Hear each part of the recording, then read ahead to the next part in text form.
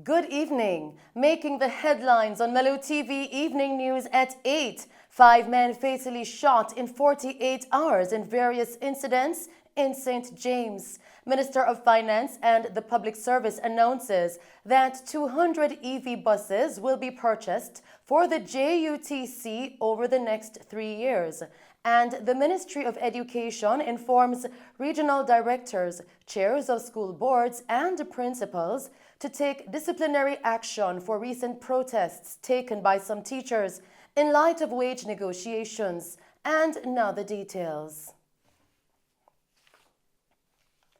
5 men were fatally shot in various incidents throughout the parish of St. James over the course of 48 hours from Tuesday morning up until this morning, according to the police. The victims have been identified as 34-year-old Sheldon Dehaney, businessman of Westgate Hills, 33-year-old Sean Porter, also known as Crocs, bartender from Cornwall Courts, 22-year-old Derek Ellis, an unemployed resident of Shantytown in Norwood, 37-year-old Jermaine Hood, also known as Pinchers, an unemployed resident of Pell Drive in Flanker. The 5th victim, who is still unidentified, was found on Tuesday with several chop wounds near the Jimmy Cliff Boulevard in Montego Bay. 33 persons have been killed overall in the parish of St. James since the start of the year. In a Mello TV News update, with the addition of 200 electric buses over the next 3 years, the fleet of Jamaica Urban Transit Company's JUTC buses will be modernized.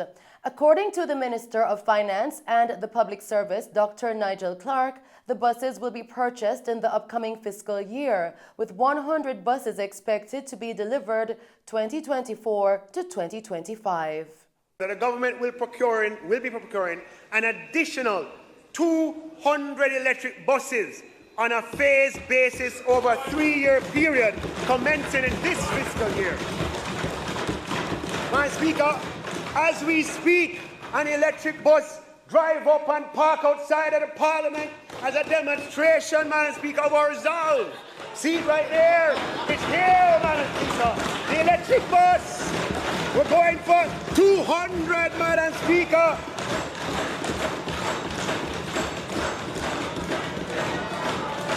And we have people on the bus, Madam Speaker. So when you walk outside the Parliament, Madam Speaker, you'll be looking into the future.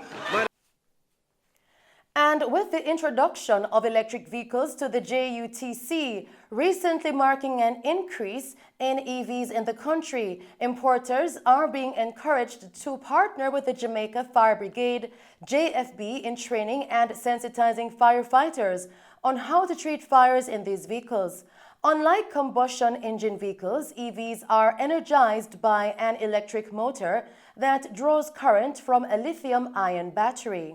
Commissioner of JFB, Stuart Beckford, is concerned that while the JFB is versed in dealing with vehicles powered by petrol, fires in EVs can pose a challenge.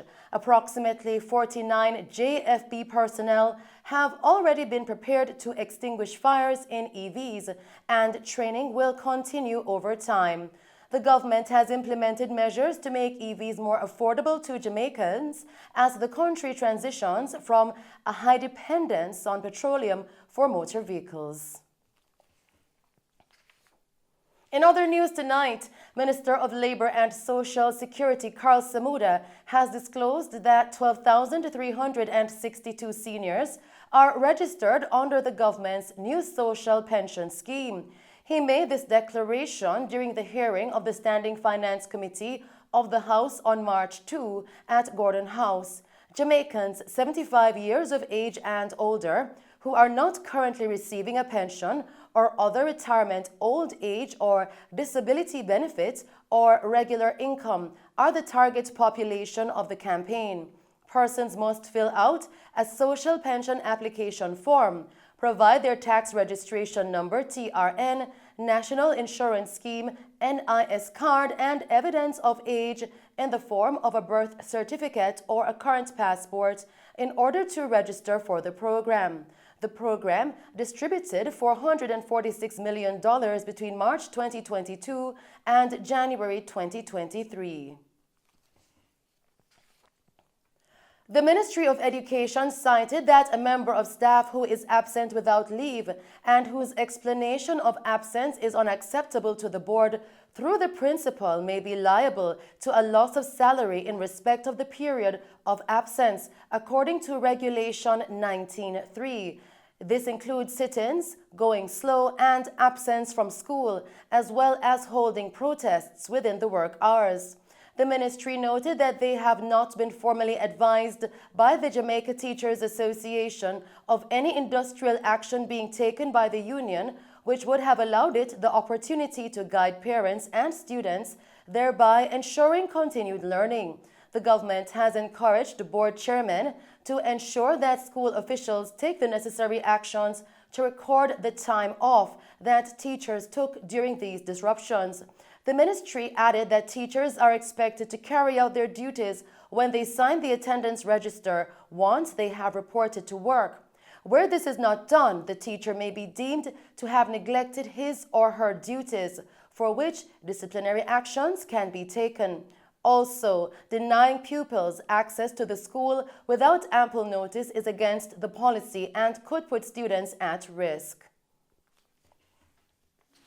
Continuing with the news tonight, a farmer who was among men involved in a shooting spree in Palmer's Cross, Clarendon, was nabbed at the Norman Manley International Airport on Thursday, March 2. 31-year-old Linval Thompson, otherwise called Saskel or Brian of Chateau District in Maypen, Clarendon, has since been charged with wounding with intent, possession of a prohibited weapon, unauthorized possession of ammunition, use of a firearm to commit a felony, and robbery with aggravation.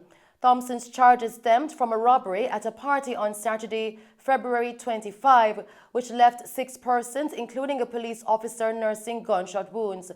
Thompson was arrested by detectives from the Counter-Terrorism and Organized Crime CTOC at the Norman Manley International Airport as he attempted to flee the country. He was subsequently charged. And that's our news package for you tonight. Thank you for tuning in to Mello TV Evening News at 8. I am Shelley Hill. Do stay safe, pleasant viewing, and thanks for watching.